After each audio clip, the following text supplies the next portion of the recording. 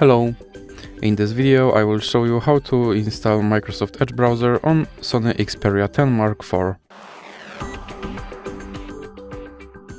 So you have to start by opening your Google Play Store, then click on search bar and type in Edge and click search, and now click install.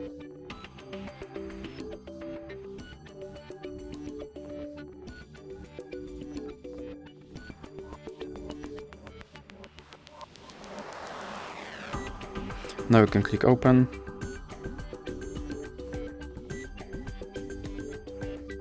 And here you can click skip introduction. Now you can set this browser as your default browser, or you can click not now. Here you can customize your homepage, or you can click not now again. Now you can sign in to sync your data, or click not now. And here you have to confirm your data and privacy settings. Now you can try out Copilot, or you can just click start browsing. And now Microsoft Edge is installed and is ready to use, so that's it for this video. If you liked it, please remember to leave a like and subscribe.